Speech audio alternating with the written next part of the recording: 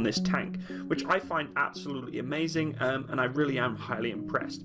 That being said, I am going to put a couple of things and my own personal opinion into the video because I like to discuss about tanks and I like to put my own thoughts and opinions on the actual tank itself, because at the end of the day, I enjoy tanks. I love them. I'm very passionate about them and I like to give my thoughts on them. That's not saying that that is fact or true or it's 100% hearsay. It's purely just my opinion, so please take this video with a pinch of salt and don't come diving in on me, both Western and Eastern world, beating up this video to death because something you don't agree with. I totally get it. I totally get that you may not side with what I'm saying, but just take it with a pinch of salt, and I really hope you enjoy the video.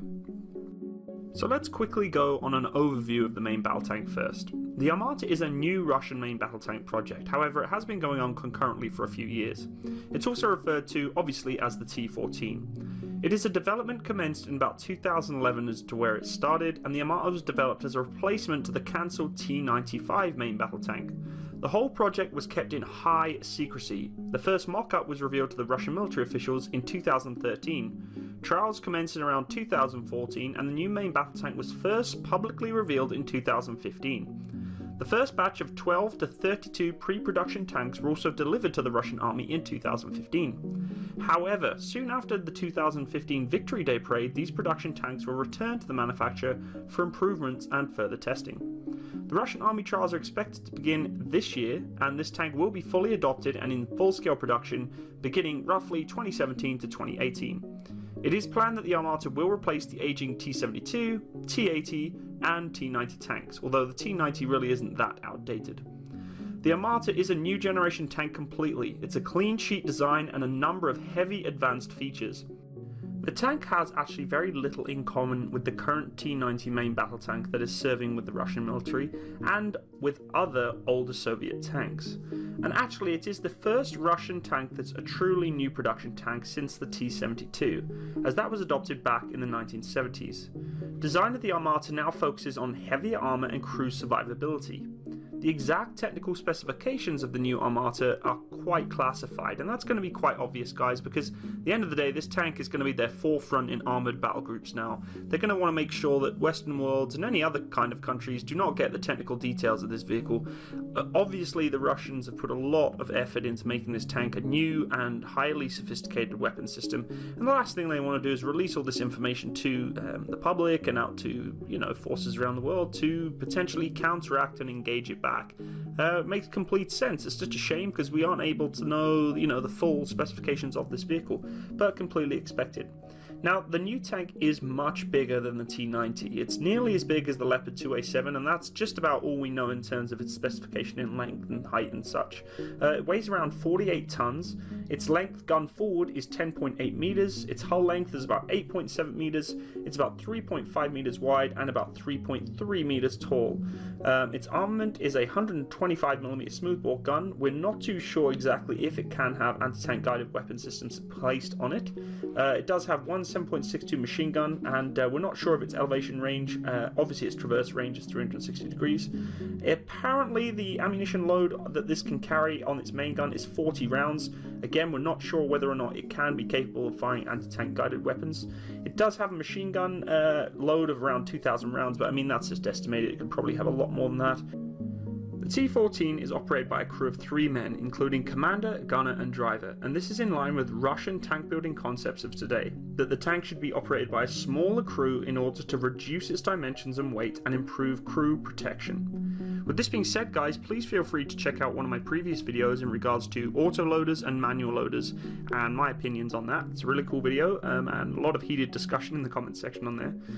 But the Armata does lack its loader, as the gun is auto-loaded by its main auto-loading system. It's worth noting though that most Western main battle tanks do have the crew of 4, and it does have its pros and cons, and like I said before, feel free to check out my other video.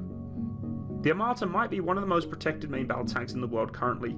It does have highly new developed base armor made of steel, ceramics and composite materials. Now this is quite common in most main battle tanks. Also, the Armata has the new Malachite add-on explosive reactive armor that is claimed to be of a new generation for Russian military equipment. As usual, this main battle tank is fitted with nuclear, biological and chemical protection systems and an automatic fire suppression system. It has been reported that the Armata will be fitted with the new Afghanit active protection system. It also has new countermeasure systems that reduce the chance of being hit by anti-tank guided weapon systems with the semi-automatic guidance. This new Russian tank also utilises new smoke grenade discharges of a brand new design. All crew members are seated in a well-protected armoured cell, and this is a new concept for Russian armour. It is separated from the automatic loader and turret system and ammunition. With that being said, the tank does have high resistance to damage. It can operate even with penetrated armour, so long as it does not hit the crew cell. It is the first production main battle tank with such a crew layout with the 3-man team in the cell. The Armata is also the world's first production main battle tank with a completely unmanned turret. It is armed with a 2A82 125mm smoothbore gun. This new gun has improved ballistics comparing with the 2A46M gun of the T90 main battle tank.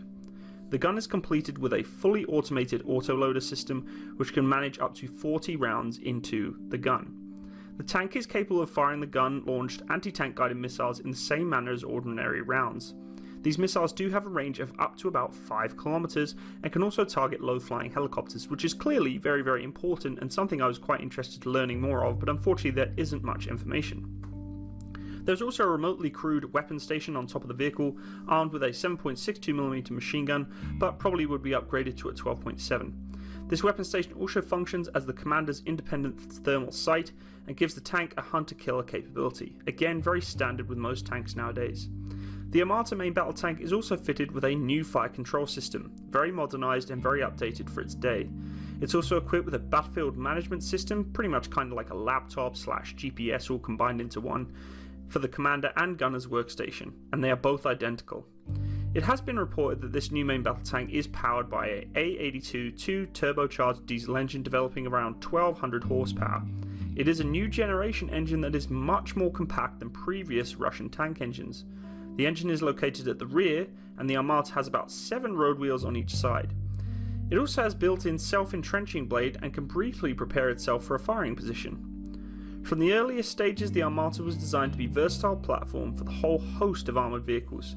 A number of specialised vehicles, such as self-propelled artillery systems, heavy infantry fighting vehicles, armoured recovery vehicles, heavy flamethrower systems, engineering vehicle, self-propelled air defence vehicle and other support machines are planned to be based upon this platform.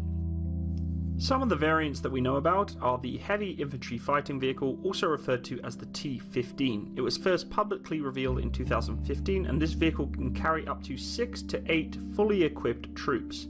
It is one of the most protected, if not the most protected IFV claimed in the world as of right now.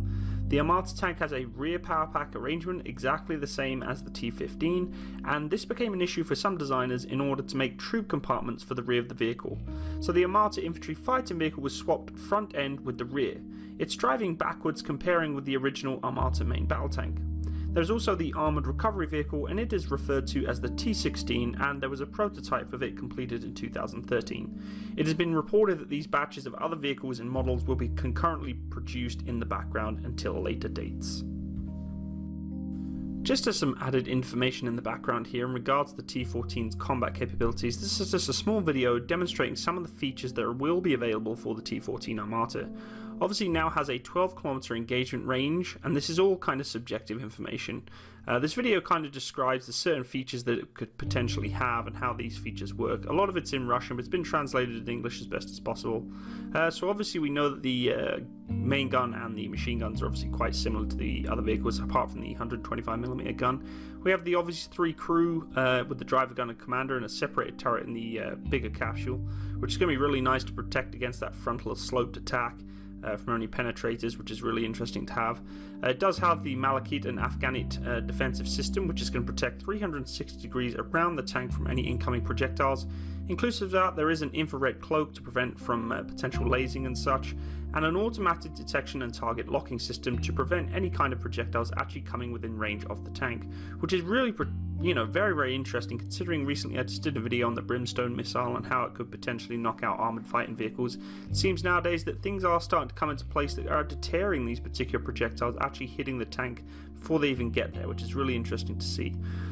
Clearly then the fighting range of this tank is increasing with the new missile systems that they're trying to put in place in the main gun, which is really cool to see. Also kind of worrying though for NATO members, I'm sure, seeing this kind of technology coming out, because they're being counteracted each and every time. You know, someone's bringing something else out and something's bringing something else out. It's kind of, you know, an ongoing battle with technology right now, but still very interesting to see. So there you have it, the T14 Armata, and in my eyes quite an impressive main battle tank for the modern world. Very interesting to see the Russian military have stepped away from the old school Soviet bloc main battle tanks now. They've actually gone from scratch, and it's really impressive to see. I'm kind of intrigued at the different systems that have been put in place. Unfortunately though, I can't give you much more information because, as I said before, it's kind of classified and not been released to the public. So on that end, I'm going to end this video, and I once again really do appreciate you guys stopping by and watching. Please, if there is any mistakes or misinformation in this video, please feel free to leave it in the comment section below, and I will annotate that in the descriptions box for this video. I appreciate you stopping by and watching. I hope you enjoyed seeing this tank in all its glory. Thank you so much again, all the best, and have a wonderful day.